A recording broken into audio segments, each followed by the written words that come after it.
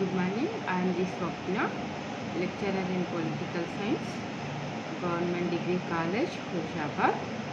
ఈరోజు మనం చెప్పుకోబోయేటటువంటి టాపిక్ వచ్చేసి సిక్స్త్ సెమిస్టర్లో భాగంగా ఇండియన్ పొలిటికల్ థాట్లో ఒక ఇంపార్టెంట్ అయినటువంటి టాపిక్ గౌతమ బుద్ధుని యొక్క జీవిత చరిత్ర మరియు గౌతమ బుద్ధుని కర్మ సిద్ధాంతం గురించి ఈరోజు క్లాస్లో మనం నేర్చుకున్నాం. ఇక ప్రపంచ గమనంలో క్రీస్తు పూర్వం 6వ శతాబ్దానికి ఒక ప్రత్యేకత ఉందండి. ఎందుకు అంటే ఈ శతాబ్దంలోనే ఎంతోమంది ప్రవక్తలను తత్వవేత్తలను ప్రపంచానికి అందచేసినటువంటి శతాబ్దం 6వ శతాబ్దంగా చెప్పుకోవడం జరుగుతుంది. మేధాపరంగా చూసినా కానీ ఈ శతాబ్దం ఎంతో ఫలప్రదమైనటువంటి శతాబ్దంగా కూడా మనం చెప్పుకోవచ్చు.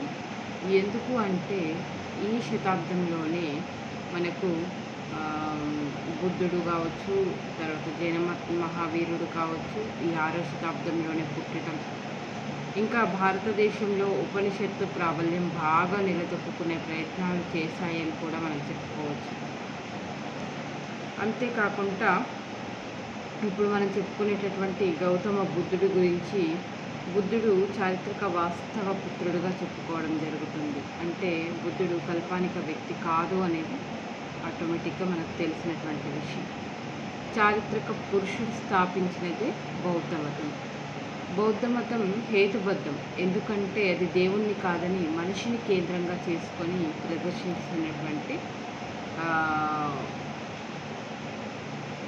ప్రదర్శిస్తున్నటువంటి విషయం. అంతేకాకుండా ఇతరులను తనలో కలుపుకోవటానికి మాయమాటలు చెప్పేటటువంటి మతం బౌద్ధ మతం కాదండి. కత్తులు దూయలేదు, ఎవరిని ఒత్తిడి కూడా చేయడం లేదు. అందుకే బుద్ధుని సిద్ధాంతాలు కేవలం బుద్ధి జనితాలు కావు, అనుభవిక సత్యాలు. అందుకనే బుద్ధుడు అనుభవం రుజువు అయితేనే మతాన్ని స్వీకరించండి అని చెప్పడం జరిగింది. అందుకే మనం బుద్ధుణ్ణి చారిత్రక వాస్తవ పుత్రుడిగా మనం చెప్పుకోవడం అనేది జరుగుతుంది. తర్వాత నెక్స్ట్ మనము బుద్ధుడు ఎవరు, బుద్ధుని యొక్క జీవిత చరిత్ర ఏంటిది అనేటటువంటి విషయాల్లోకి వెళ్తే సబ్ హెడ్డింగ్ జీవిత చరిత్ర, బుద్ధుని జీవిత చరిత్ర. ప్రపంచంలోకెల్లా గొప్ప ధర్మ ప్రవక్త కావలసినటువంటి ఒక రాజకుమారుడు కపిలవస్తు నగరంలోని లుంబిని వనంలో క్రీస్తు పూర్వం 623వ సంవత్సరంలో వైశాఖ శుద్ధ పూర్ణమి నాడు జన్మించడం జరిగింది. ఓకే, క్రీస్తు పూర్వం 623వ సంవత్సరంలో కపిలవస్తు నగరంలో లుంబిని వనంలో ఇతడు జన్మించడం జరిగిందండి.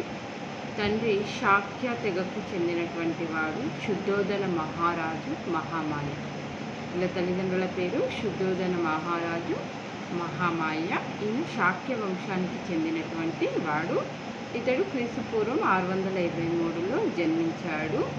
తర్వాత ఇతడు పుట్టినటువంటి 7వ రోజులోనే తల్లి చనిపోవటము, సవతి తల్లి అయినటువంటి గౌతమి చేతుల్లో పెరిగి పెద్దవాడు కావడం అనేది జరిగిపోయింది. తర్వాత ఇతడు పుట్టినటువంటి 5వ రోజునే ఈయనకి ఏమని నామకరణం చేశారు అంటే సిద్ధార్థుడు అని నామకరణం చేయడం జరిగింది. అతడు గౌతమ గోత్రానికి చెందినవాడు కావడం వలన సిద్ధార్థుడు గౌతముడిగా పిలువబడ్డాడు అనేది ఒకటి అయితే, రెండవది పినతండ్రి అయినటువంటి గౌతమి చేతుల్లో పెరిగి పెద్దవాడు కావడం వల్ల గౌతముడు అనేటటువంటి పేరు వచ్చినది అనేది మరొకటి. నిజానికి బుద్ధుడు విద్య గురించి చెప్పుకునేటప్పుడు ఏ రకమైన విద్యలు అభ్యసించాడు అని చెప్పడానికి మన కాడ ఏ రకమైన ఆధారాలు లేకపోయినప్పటికీ, ఒక రాజకుమారుడు కాబోయే రాజు అయినటువంటి సిద్ధార్థుడు, ఒక రాజకుమారుడు ఏ రకమైనటువంటి విద్యలు నేర్చుకుంటాడో ఆ రకమైనటువంటి విద్యలన్నీ నేర్చుకొని ఉంటాడు అనేది మనం అభిప్రాయం. అంతేకాదు క్షత్రియ తరగతికి చెందినవాడు కాబట్టి పలు రకాల విద్యలను నేర్చుకొని ఉంటాడు అనేది కూడా ఒక అభిప్రాయం. అంతేకాదండి, ఇతడు 16వ ఏటనే వివాహం చేసుకోవడం జరిగింది. యశోధర అనేటటువంటి రాజకుమారికి ఇచ్చి ఇతనికి వివాహం జరిగింది. ఆ తర్వాత 13 సంవత్సరాలు, అంటే వివాహం 16వ సంవత్సరానికి జరిగితే తర్వాత 13వ సంవత్సరాల తర్వాత, అంటే 29 సంవత్సరాలు వచ్చేంత వరకు కూడా ఆయన రాజప్రసాద ప్రాకారంలో భోగ జీవితాన్ని అనుభవించాడండి. ఎప్పుడు బాధ అంటే తెలియదు, కష్టం అంటే తెలియదు, నష్టం అంటే తెలియదు. ఆనందకరమైనటువంటి జీవితాన్ని గడిపాడు. కాలక్రమంలో అతనికి జీవిత వాస్తవాలను తెలియసాగాయి. తర్వాత అతనిలో అంతర్లీనంగా ఉన్నటువంటి కరుణ అతని రాజప్రసాదంలో ఆనందడోలికలో ఎక్కువ కాలం ఉండనీయలేదు అని తెలుస్తుంది. అతనికి వ్యక్తిగత దుఃఖం అంటే ఏంటిదో తెలియదు అని అనుకున్నాము. కానీ ఒకరోజు బాహ్య ప్రపంచాన్ని చూడటానికి పక్కనే ఉన్నటువంటి ఒక వనానికి వెళ్ళడం అనేది జరిగింది. వనానికి వెళ్ళేటటువంటి మార్గంలో 4 దృశ్యాలు గౌతమ్ని కంటబడ్డాయి. ఒక ఒడివంగిన వృద్ధుడు, ఒక రోగి, ఓ శవము, ఒక సన్యాసి. ఈ 4 దృశ్యాలు తన జీవిత గమనాన్ని మార్చివేశాయి అని మనం చెప్పవచ్చు.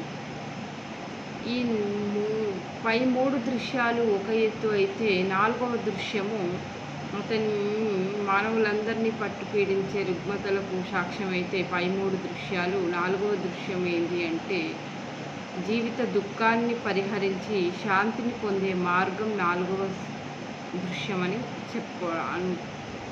అని తెలిసింది. ఈ 4వ దృశ్యం అతని జీవితం మీద వెగుటు పుట్టి వికారాన్ని కలిగించి సంసార త్యాగానికి అతనిలో ఉత్సాహాన్ని లేపడం అనేది జరిగింది. ఇది గౌతముని యొక్క జీవిత విశేషాలుగా చెప్పుకోవడం జరుగుతుంది. చాలా చాలా ఇంపార్టెంట్ అయినటువంటి అనేక అంశాలు ఇందులో ఉన్నాయి. చాలా పాయింట్స్ మనకు ఇందులో ఉన్నాయి. ప్రపంచంలోకెల్లా గొప్ప ధర్మ ప్రవక్త కావలసినటువంటి ఒక రాజకుమారుడు కపిలవస్తు నగరంలో లుంబిని వనంలో క్రీస్తుపూర్వం 623లో ఇతడు జన్మించడం జరిగింది. వైశాఖ శుద్ధ పూర్ణమి నాడు శుద్ధోదర మహారాజు మహామాయ అనేటటువంటి దంపతులకు జన్మించడం జరిగింది. వీళ్ళు శాక్య తెగకు సంబంధించినటువంటి వాళ్ళు. ఇతను పుట్టినటువంటి 7వ రోజునే తల్లి చనిపోవడంతో సవతి తల్లి అయినటువంటి గౌతమి చేతుల్లో పెరిగి పెద్ద కావడం అనేది జరిగింది. అంతేకాదు, ఇతనికి 5వ రోజునే ఇతనికి నామకరణం చేశారు. సిద్ధార్థుడు అనే నామకరణం చేశారు.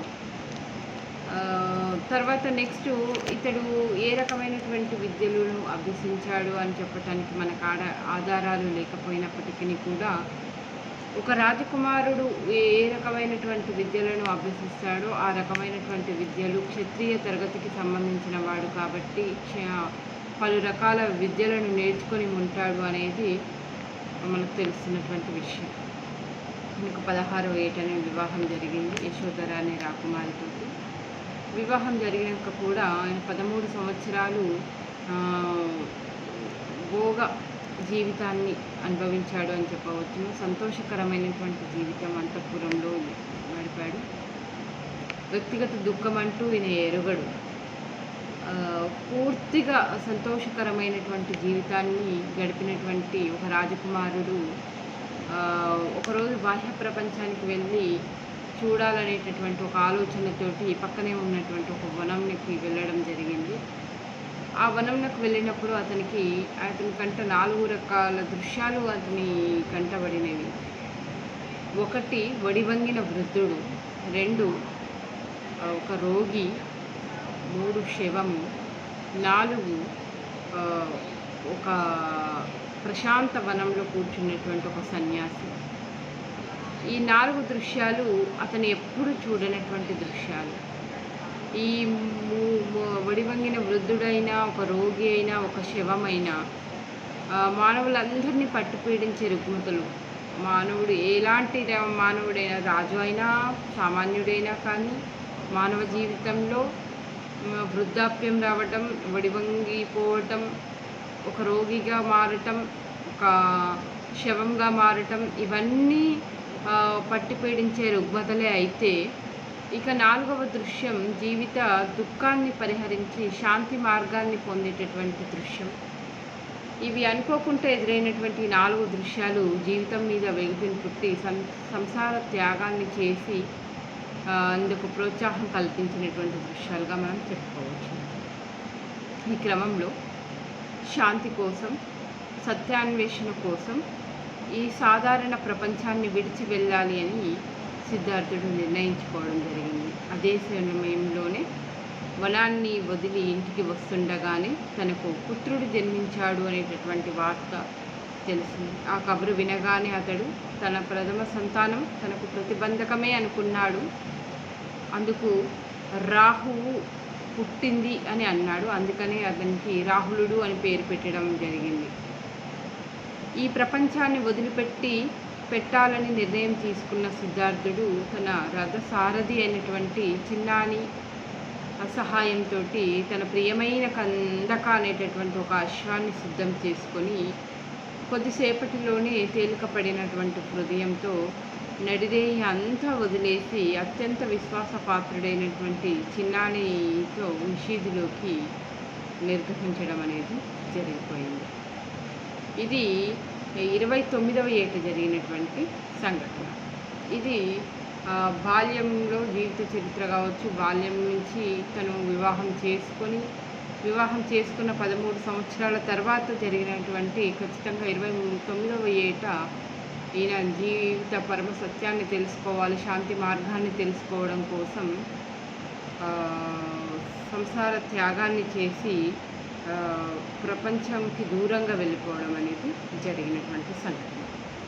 ఇక 29వ ఏట బయటికి వెళ్ళినటువంటి సిద్ధార్థుడు డైరెక్ట్గా ఆయన గంగా నది లోయలోకి వెళ్ళి అక్కడ అనేక మంది ప్రసిద్ధికెక్కిన గురువులు ఎందరో ఉండేవాళ్ళు. వాళ్ళతో పాటు 6 సంవత్సరాలు అక్కడే ఉండి జ్ఞాన సముపార్జన చేసుకోవడం జరిగింది.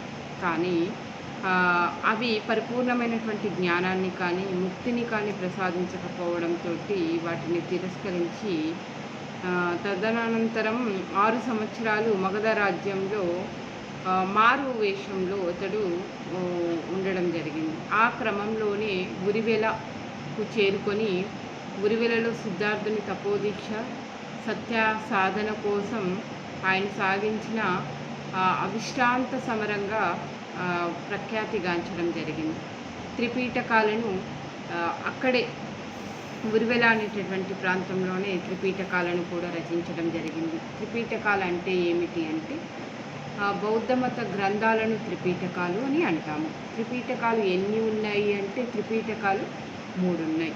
సుత్తపీఠకం, అభిధమ్మ పీఠకం, వినయ పీఠకం. ఇవి త్రిపీఠకాలు. త్రిపీఠకాలు అనగా ఏంటి అంటే బౌద్ధ మత గ్రంథాలను త్రిపీఠకాలు అంటారు. ఈ త్రిపీఠకాలను ఎక్కడ రచించాడు అంటే ఇప్పటి బీహార్ అయినటువంటి ఉరివెల అనేటటువంటి ప్రాంతంలో వీటిని త్రిపీఠకాలను రచించడం అనేది జరిగింది. ఎంతో కఠోరమైనటువంటి సాధనతో అంతిమ స్థాయికి చేరుకున్నటువంటి గౌతమ బుద్ధుడు ఆశించిన జ్ఞాన సిద్ధి కాకపోవడంతో జ్ఞాన సాధన కోసం మరింత మార్గాన్ని అన్వేషించడం సాగించాడు. అప్పుడు పూర్వజన్మ పరంపరను మనోనేత్రంతో అవలోకించాడు. ఆ తర్వాతనే ఆయనకు శాక్యముని మరింత విస్తృత దర్శనం లభించింది అని చెప్పవచ్చు. సమస్త విశ్వం కావచ్చు, కర్మ కావచ్చు, పునర్జన్మ కావచ్చు, నియమానుసారంగా సాగుతున్నటువంటి ఒక వ్యవస్థగా అతనికి గోచరించింది అని చెప్పవచ్చు. కర్మానుసారంగా మరణించి మరో రూపంలో మళ్ళీ జన్మించడాన్ని ఆయన దివ్య దర్శనంతో వీక్షించాడు అని కూడా మనం చెప్పుకోవచ్చు. చివరికి సిద్ధార్థుడు కోరిక, దుఃఖ స్వభావాలను, దుఃఖోపశమన మార్గాన్ని కూడా తెలుసుకున్నాడు అని చెప్పవచ్చు. అదేవిధంగా పరిపూర్ణ జ్ఞానోదయం అనంతరము తాను గ్రహించిన సత్యాన్ని ఎవరికి వివరించాలో అని ఆలోచిస్తూ ఉరివెలకు బయలుదేరి మార్గమధ్యంలో తారసిల్లినటువంటి ఒక దిగంబర సన్యాసికి ప్రశ్నలకు సమాధానం ఇస్తూ మొట్టమొదటిసారిగా తాను బుద్ధుడిని అని ప్రకటించుకున్నాడు. నేను పరిపూర్ణ జ్ఞానాన్ని పొందాను, నిశ్చల ప్రశాంతత చిత్తుడినై నిర్వాణ పదాన్ని అధిరోహించాను, ధర్మచక్ర పరివర్తనమై కాశీకి వెళుతున్నాను అని చెప్పడం అనేది జరిగింది. ఇది బుద్ధుని యొక్క లేదా సిద్ధార్థుని యొక్క జీవిత చరిత్ర. తర్వాత నెక్స్ట్ మనం చెప్పుకోబోయేటటువంటి మరొక టాపిక్ ఏంటిది అంటే బుద్ధుని యొక్క ధమ్మ భావన మరియు కర్మ భావన గురించి మనం చెప్పుకోవాలి. సో బుద్ధుని యొక్క ధమ్మ భావన గురించి మనం చెప్పుకునేటటువంటి సందర్భంలో బుద్ధుని ధమ్మ భావన మొత్తం కూడా ఆర్య సత్యాలు, అష్టాంగ మార్గం, ఇవి రెండు అంశాలను కనుక మనం చెప్పుకున్నట్లయితే బుద్ధుని యొక్క ధమ్మ భావన అనేటటువంటి టాపిక్ని మనం ముగించవచ్చు. ధమ్మ అన్న ధర్మ అన్న ఒకటే. బౌద్ధ మతంలో ధర్మాన్ని ధమ్మ అనే పేరుతోటి పిలవడం అనేది జరుగుతుంది. అయితే ఆనాటి సమాజంలో బహుళ ప్రచారంలో ఉన్నటువంటి కర్మకాండలు కావచ్చు, తాత్విక ఊహలను కావచ్చు, అపోహలను కావచ్చు, అంధవిశ్వాసాలను కావచ్చు,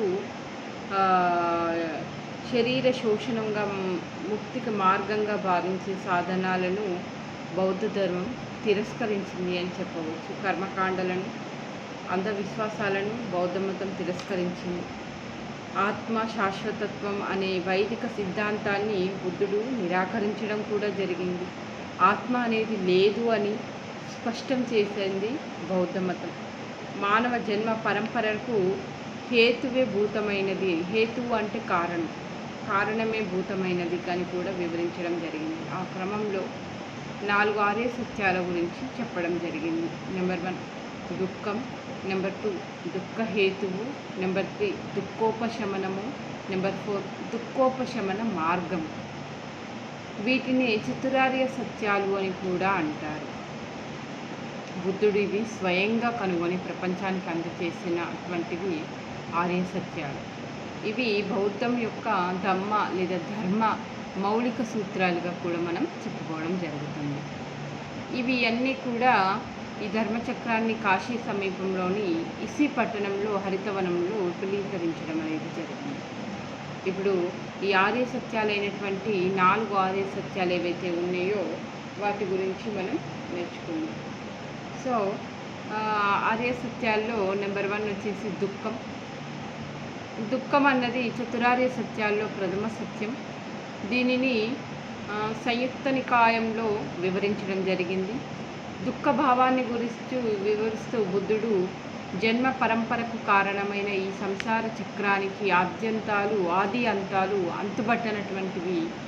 జీవులు జన్మించటము, అజ్ఞాన కోరికలతోటి పరితపించటము, చివరికి మరణించటము, ఇవి ఈ తరతరాలుగా యుగాలుగా మానవ జాతిని అనుభవిస్తున్నటువంటివే అని చెప్పవచ్చు. ఇటువంటి పరిష్కారరహితమైనటువంటి మానవ జీవిత సమస్యల గురించి బుద్ధుడు వ్యాఖ్యానించడం అనేది జరిగింది.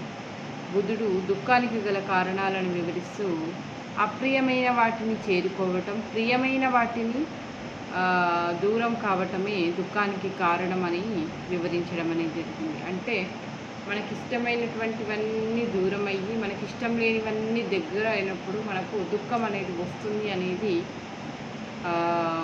బుద్ధుడు చెప్తున్నటువంటి విషయం. నెంబర్ 2 వచ్చేసి దుఃఖ హేతువు. దుఃఖ హేతువు అంటే దుఃఖానికి కారణం ఏంటిది? హేతువు అంటే మనం ఇక్కడ కారణం అని చెప్పుకోవాలి. దుఃఖానికి కారణాలను ద్వితీయార్య సత్యంలో వివరించడం జరుగుతుంది. బుద్ధుడు స్వయంగా కనుగొన్నటువంటి 2వ సూత్రము దుఃఖ హేతువుగా చెప్పుకోవడం జరుగుతుంది. దుఃఖానికి కారణం ఒకటే, తృష్ణ అంటే ఏంటిది అంటే కోరిక. దుఃఖానికి కారణం కోరిక. ఈ తృష్ణ అనేది అందరిలో ఉండే ఒక బలమైన అంతర్గత మానసిక శక్తిగా చెప్పుకోవడం జరుగుతుంది. జీవితంలో అన్ని రకాల రుగ్మతలకు కారణం దుఃఖమే. భయం ఇంకా కోరిక అనేది ఏంటిది అంటే విచారం వల్ల, భయం వల్ల కోరికలు ఏర్పడతాయి. ఈ కోరికల నుంచి బయటపడటానికి విచారం అనేది లేదు, భయం అంతకన్నా లేదు. ఈ తృష్ణే స్థూలమైన సూక్ష్మమైన సంసారంలో పునర్జన్మలకు దారితీస్తుంది అనేది బుద్ధుడు చెప్తున్నటువంటి విషయం. ఇక తర్వాత దుఃఖము, దుఃఖ హేతువు తర్వాత మూడవ ఆర్య సత్యం ఏంటిది అంటే దుఃఖోపశమనం. తృతీయ ఆర్య సత్యమైన దుఃఖోపశమనం అంటే అన్ని రకాల తృష్ణను పూర్తిగా నాశనం చేయటం, అంటే అన్ని రకాల కోరికలను అణిచివేసుకోవటం. బాహ్య ప్రపంచం మీద, ప్రాపంచిక సుఖాల మీద అంతర్గతంగా ఉండే రాగాన్ని పరిత్వయించటం ద్వారా దుఃఖాన్ని మనం నాశనం చేసుకోవచ్చు అనేది బుద్ధుడు చెప్తున్నటువంటి విషయం. ఓకే, ఈ బాహ్య ప్రపంచం మీద, ప్రాపంచిక సుఖాల మీద కోరికలను మనం తీసివేసుకున్నట్లయితే ఈ దుఃఖోపశమనం అంటే ఏంటిదో మనకు తెలుస్తుంది అనేది చెప్పడం జరుగుతుంది. మరి ఈ కోరిక నుంచి బయటపడటం ఎలా అంటే అవిద్యను అంతం చేస్తే దుఃఖం అనేది అంతమవుతుంది అనేది చెప్తున్నారు. అవిద్య అంటే ఏమిటి అంటే చతురార్య సత్యాలు తెలియకపోవడమే అవిద్య. ఓకే, ఈ అవిద్య కనుక మనకు తెలిస్తే ఈ అవిద్య అంతం చేస్తే దుఃఖం అనేది కూడా అంతమవుతుంది అనేది మనం చెప్పుకుంటున్నాం. సో గత జన్మలో మన అవిద్య కారణంగానే మరణ సమయంలో మనలో ఉన్నటువంటి అస్తిత్వ కాంక్ష ఫలితంగా మనం ఈ లోకంలో జన్మించాము అనే విషయాన్ని కూడా చెప్పడం అనేది జరుగుతుంది. ఇది దుఃఖోపశమనం. తర్వాత చివరిగా మనం చదువుకునేటటువంటిది ఏంటిది అంటే దుఃఖోపశమన మార్గం. నాలుగవ ఆర్య సత్యమైనటువంటిది దుఃఖోపశమన మార్గం. దీన్నే ఆర్య అష్టాంగ మార్గం అని కూడా చెప్పుకోవడం జరుగుతుంది. అయితే దీనిలో 8 సూత్రాలను మనకు అందజేయడం జరిగింది. సమ్యక్ దృష్టి, సమ్యక్ సంకల్పం, సమ్యక్ వాక్కు, సమ్యక్ కర్మ, సమ్యక్ జీవనం, సమ్యక్ కృషి, సమ్యక్ స్మృతి, సమ్యక్ సమాధి. ఇవి 8 సూత్రాలు. ఈ 8 సూత్రాలకు నిషేధాలు ఏమీ లేవండి. ముక్తి పొందటానికి ఈ ఏమేమి అవసరమో, ఏ మార్గం సరళి వైపు బోధిస్తుంది అనేది మాత్రమే చెప్తుంది. మానవ జీవితాన్ని దైవభావంతో, మానవతీత శక్తులతో ముడివేయడాన్ని ఖండించడం ద్వారా మానవునికి ఎదురయ్యేటటువంటి సుఖ దుఃఖాలకు అతడే బాధ్యుడు అని బోధించటం అనేది ఈ అష్టాంగ మార్గంలోని ప్రధానమైనటువంటి అంశాలుగా చెప్పవచ్చు. అయితే ఈ అష్టాంగ మార్గం యొక్క అంతిమ లక్ష్యం ఆనందాన్ని అందుకునే మార్గం మాత్రమే అని చెప్పుకోవచ్చు. ఇప్పుడు మనము ఈ అష్టాంగ మార్గాలలో ఉన్నటువంటి ఈ 8 అంశాలు ఏం చెప్తున్నాయో తెలుసుకుంటే మనకు ధర్మ సిద్ధాంతము అనేటటువంటి టాపిక్ కంప్లీట్ అవుతుంది. సమ్యక్ దృష్టి అంటే చతురార్య సత్యాలకు, వాటి అనుబంధ విషయాలకు సంబంధించినటువంటి జ్ఞానం అని చెప్పుకోవచ్చు. జీవిత సత్యం గురించి అవగాహన లేకపోవటము, చతురార్య సత్యాల గురించి తెలియకపోవటం అనే అర్థం. ఈ సత్యాలను తెలుసుకోవడం వల్ల మనం ఈ లోకంలో ఈ 4 సత్యాలను లోతుగా అవగాహన చేసుకుంటే ఇక జన్మించడం అంటూ ఉండదు అనేది ఈ సమ్యక్ దృష్టి వల్ల మనకు తెలుస్తున్నటువంటి విషయం. తర్వాత వచ్చేసి సమ్యక్ సంకల్పం. రెండవది సమ్యక్ సంకల్పం అంటే ఇంద్రియ సుఖభోగాలను పరిత్యజించాలి అనేది సమ్యక్ సంకల్పం యొక్క భావన. ఎవరికి ఏ విధమైన హాని చేయకూడదు అని దృఢంగా నిశ్చయించుకోవటం. బుద్ధుడు భిక్షువులకు ధర్మాన్ని బోధిస్తూ ఇంద్రియ సుఖభోగాలు క్షణికమైనవి, తుచ్చమైనవి, బూటకమైనవి, అవాస్తవమైనవి అని కూడా చెప్పడం జరిగింది. ఇలాంటి శ్రేయోదాయకం కాని ఆలోచనలు దురాశలకు, ద్వేషానికి, ఘర్షణలకు దారితీస్తాయి అనేది. అందుకనే సహనంతో, దృఢ దీక్షతో ఈ అవలక్షణాలను అధిగమించడానికి మనం కృషి చేయాలి అనేది. అందుకే సమ్యక్ సంకల్పాన్ని మనం తీసుకోవాలి దృఢ నిశ్చయంతో అనేది చెప్పడం జరిగింది. తర్వాత మూడవది సమ్యక్ వాక్. సమ్యక్ వాక్ అంటే అసత్యం చెప్పకపోవటం, పరుషంగా మాట్లాడకపోవటం, వ్యర్థ ప్రలాపాలకు పాల్పడకపోవటం. తర్వాత ఆలోచనలు అవరోధం మాత్రమే కాదు, ప్రశాంతతకు ప్రమాద హేతువుగా కూడా సమ్యక్ వాక్కు అనేది ఉండడం జరుగుతుంది. బుద్ధుడు తన భిక్షువులతోటి దురాశ, క్రోధం, అసూయ, గర్వం, స్వార్థం లాంటి దుర్గుణాలు వాక్కు మీద పెత్తనం చేయకూడదు అని చెప్పడం జరిగింది. బుద్ధుడు తన శిష్యులకు మీరు చేయదగినవి రెండే రెండు, ధమ్మం గురించి మాట్లాడండి, లేకపోతే మౌనంగా ఉండండి అని. మనం ఏదైనా ఒక మాట మాట్లాడితే ఒకటి ధర్మంగా మాట్లాడాలి, లేకపోతే మౌనంగా ఉండాలి. కానీ మనం దురాశతోటో, క్రోధంతోటో, అసూయతోటో, గర్వం, స్వార్థంతోటో కనుక ఉండకూడదు అనేది సమ్యక్ వాక్కు చెప్తున్నటువంటి విషయం. తర్వాత సమ్యక్ కర్మ. సమ్యక్ కర్మ అంటే జీవహింస చేయకపోవటం, చౌర్యానికి, అవినీతికి పాల్పడకపోవటం, మనస్సులో అదుపులో ఉంచుకోవటానికి సాధన చేయటం. అదుపులేని మనస్సు ఏదో ఒక సాకుతో చెడు చేయటానికి పురుగొల్పుతుంది. అందువల్ల మనస్సును అదుపులో ఉంచుకోవటానికి ఎవరైతే వారు స్వయం కృషితో, వివేచన ద్వారా, చింతన ద్వారా, శ్రద్ధతో, జాగ్రత్తగా దాన్ని సాధించుకోవాలి అనేటటువంటి విషయాన్ని సమ్యక్ కర్మ.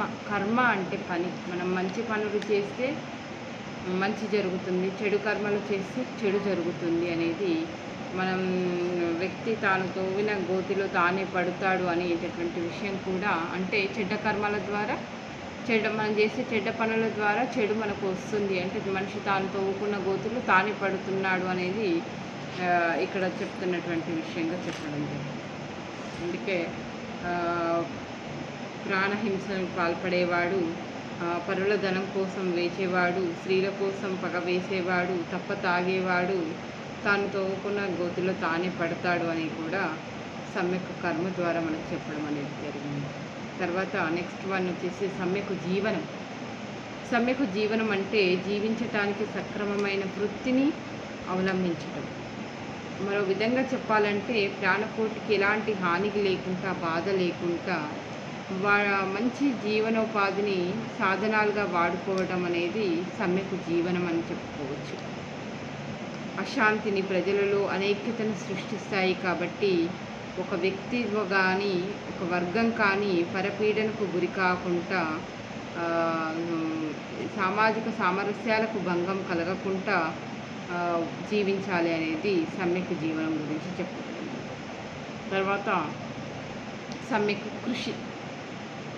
సమ్యక్ కృషి అన్న, సమ్యక్ ప్రయత్నం అన్న కొన్ని ఒకటే. యత్నం, సమ్యక్ దృష్టి లేదా సమ్యక్ యత్నం అంటే మనసులో ఎలాంటి దురాలోచనలు కానీ, దుర్భావనలు కానీ రేకెత్తకుండా నిరోధించడం. ఒకవేళ అలాంటివి తలెత్తితే దాన్ని అణచగొట్టడము, మనస్సును ప్రక్షాళన చేసుకోవటము. మరో విధంగా చెప్పాలి అంటే మనస్సును సుషిక్తం చేసుకోవడమే సమ్యక్ కృషి, సమ్యక్ లక్ష్యం కూడా ఉంటుంది. బహుజన హితాన్ని, సమాజ శ్రేయస్సుకు కోరుతూ చేసే ఆలోచనలను పటిష్టం చేయడమే సమ్యక్ కృషిగా చెప్పుకోవడం జరుగుతుంది. సమ్యక్ స్మృతి. సమ్యక్ స్మృతి అంటే శరీరాన్ని, మనసును, పరిసరాలను నిశితంగా, జాగ్రత్తగా పరిశీలిస్తూ, గమనిస్తూ దురాశను, శోకాన్ని వదులుచుకోవడమే సమ్యక్ స్మృతి. అందుకే బౌద్ధ ధర్మంలో అమిత ప్రాధాన్యత ఇవ్వడం జరిగింది స్మృతికి. మరో విధంగా చెప్పాలంటే తన గురించి తాను తెలుసుకోవడం ద్వారా తన మీద తాను ఆధిపత్యం సాధించడమే సమ్యక్ స్మృతి యొక్క లక్ష్యం. తర్వాత చివరిగా సమ్యక్ సమాధి. సమాధి అంటే నిర్వాణం అని అంటారు. అష్టాంగ మార్గాల్లో సమ్యక్ సమాధి అత్యంత ముఖ్యమైనదిగా మనం చెప్పుకోవడం జరుగుతుంది. సమ్యక్ సమాధి అంటే చతురార్య సత్యాల పరమార్థాన్ని పూర్తిగా అర్థం చేసుకొని, జన్మ పరంపరలను గ్రహించి, ఎటువంటి దుఃఖం లేకుండా ఆనందకరమైన జీవితాన్ని, ప్రశాంతత స్థితిని సమ్యక్ సమాధి అని అనవచ్చు. అయితే ఈ స్థితిలో కామం, ద్వేషం, క్రోధం, అజ్ఞానం అంతరించి అఖండమైన పరమానందం అనేది సమ్యక్ సమాధి ద్వారా మనకు లభిస్తుంది అని చెప్పవచ్చు. ఇక బుద్ధుని యొక్క ధమ్మ భావన గురించి క్లుప్తంగా చెప్పాలి అంటే ప్రతి వస్తువు కూడా అస్తిత్వానికి ఏదో ఒక కారణం ఉంటుంది. కాబట్టి దుఃఖానికి మూల కారణాన్ని తెలుసుకొని దాన్ని నిర్మూలిస్తే దుఃఖం నుంచి విముక్తి లభిస్తుందని, కామం, ఇంద్రియ సుఖాపేక్షలే దుఃఖానికి మూల కారణాలు అని, ఈ దుఃఖ నివారణకు కర్మకాండలు, పూజలు నిర్వహించడం పూర్తిగా నిష్ప్రయోజనము అని, కాబట్టి హృదయాన్ని పరిశుద్ధం చేసుకోవటం అనేది ప్రధానమైనటువంటి విధిగా చెప్పడం అనేది జరిగింది. ఇవి బుద్ధుని యొక్క ధర్మ సిద్ధాంతాలుగా మనం చెప్పుకోవడం జరుగుతుంది.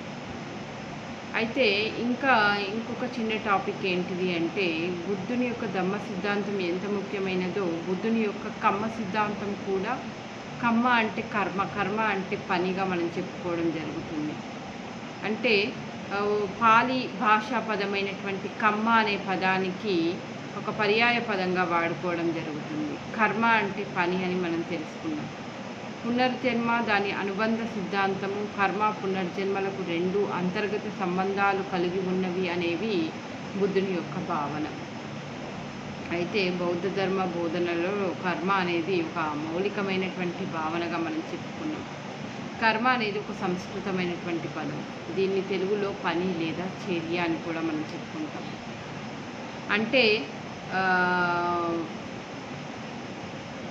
శారీరకంగా కానీ మానసికంగా కానీ కోరి లేదా తలిచి చేయడమే కర్మగా చెప్పడం జరుగుతుంది. అంటే మనం చేసే కర్మ అనేది పని అంటున్నారు, లేకపోతే చర్య అని అనుకుంటున్నాం. కాబట్టి మనం చేసే మంచి కర్మల వల్ల మంచి ఫలితాలు, చెడు కర్మల వల్ల చెడు ఫలితాలు వస్తాయి అనేటటువంటి విషయాన్ని ఇక్కడ స్పష్టంగా చెప్పడం జరిగింది.